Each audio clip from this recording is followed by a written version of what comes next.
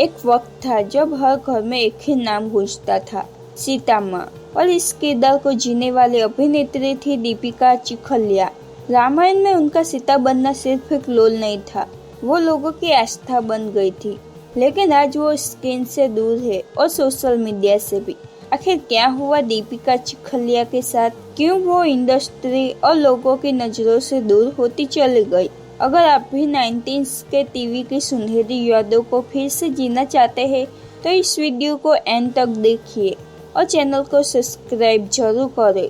1987 में दूरदर्शन पर जब रामायण शुरू हुई, किसी ने नहीं सोचा था कि ये शो सिर्फ धारावाहिक नहीं, एक युग बन जाएगा। दीपिका चिखलिया को जब सीता के रोल के लिए चुना गया तो कई लोगों को लगा कि वो बहुत ही यंग और अर्बन दिखती है। लेकिन जब स्क्रीन पर उन्होंने सीता के रोल में एंट्री की, पूरा देश नतमस्तक हो गया।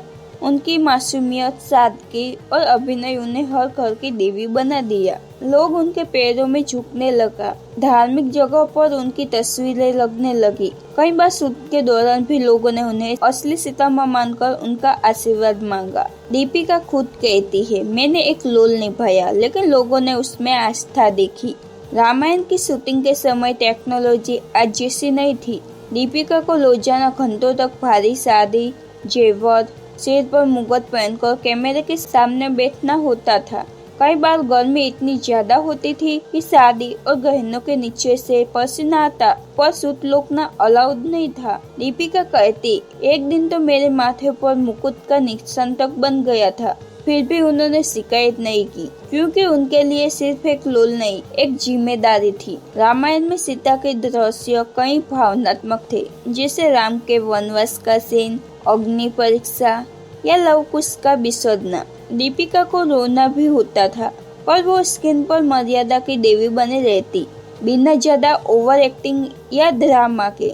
उनका कंट्रोल इतना कमाल का था कि डायरेक्टर रामानंद सागर खुद कहते थे, दीपिका एक टेक में ही सीन पूरा कर देती है, जैसे रोल को आत्मा से निभा रही हो, क्योंकि हर एक रोल आस्था से जुड़ा था। सब कुछ बेहद ही संतुलित ढंग से करना होता था। दीपिका को हर सीन में इतना ग्रेटफुल और शांत रहना होता कि छोटी सी गलती भी लोगों की भावनाओं को ठेस पहुंचा सकती थी। रामानंद सागर जी ने एक इंटरव्यू में कहा था, दीपिका की आंखें इतनी एक्सप्रेसिव थी कि उन्हें ज्यादा लाइंस बोलने की जरूरत ही नहीं होती थी। रामायण ऑन एयर होते ही दीपिका सिर्फ एक अभिनेत्री नहीं थी, वो लोगों के लिए सीता माँ बन गई। उसका असर शूटिंग पर भी पड़ता था। उन्हें हमेशा मर्यादा में ही रहना होता था, ऑन स्क्रीन और ऑफ स्क्रीन दोनों जगह। दीपिका ने कहा, मैं होटल में भी जाती थी तो लोग पैर सुनने लगते, मुझे समझ नहीं आता था कि कैसे रिएक्ट करूं। लोगों की भावनाओं का सम्मान करना ही मेरा धर्म बन गया था। रामायण के बाद दीपिका को जो सम्मान मिला वो आज की कोई एक्ट्रेस सोच भी नहीं सकती। उनकी तस्वीरें कैलेंडर और पूजा स्थलों में लगाई गई। देश भर में लोग उन्हें असली सीता मानने लगे। अरुण गोविंद ने भी एक इंटरव्यू में कहा, दीपिका की परफॉर्मेंस इतनी दिव्य थी कि मुझे उनके सामने खुद राम का रोल और अच्छा निभाना पड़ता था। रामायण के बाद दीपिका को खूब पहचान मिली, लेकिन एक दिक्कत आ गई। सीता माँ का इमेज इतना स्ट्रॉन्ग हो गया कि किसी और रोल में उन्हें देख ही नहीं पाए।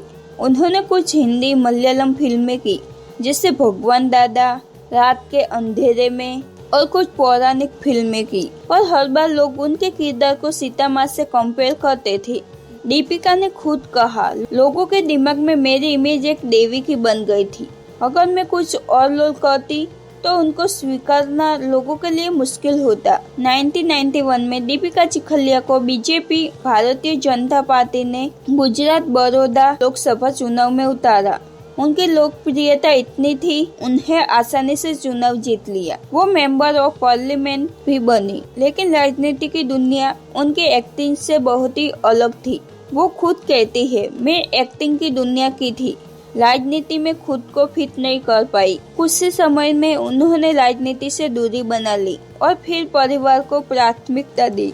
दीपिका ने हेमंत टोपीवाला से शादी की, जो एक कॉस्मेटिक ब्रांड के मालिक है।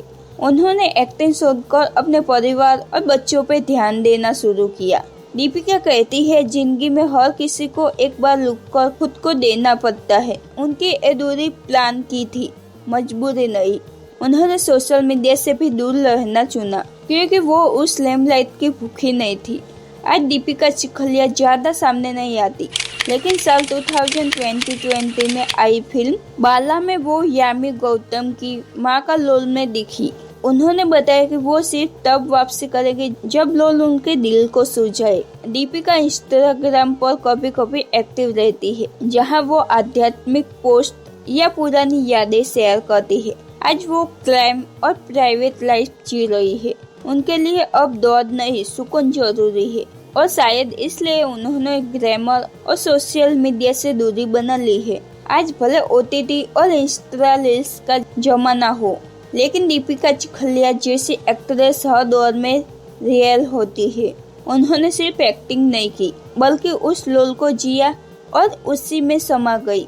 रामायण आज भी देखा जाता है और दीपिका को देखकर आज भी लोग सिर झुका लेते हैं। तो दोस्तों, ये थी दीपिका चिखलिया की अद्भुत कहानी।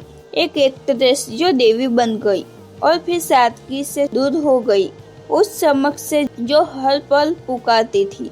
अगर आपको वीडियो पसंद आए है तो लाइक जरूर करें। कमेंट में बताइए कि आपको दीपिका जी का कौन सा रोल सबसे ज्यादा अच्छा लगा था, और चैनल को भी सब्सक्राइब करना ना भूलें, क्योंकि हम लाते हैं आपके लिए वो कहानियाँ जो आपके दिल को छू जाएगी।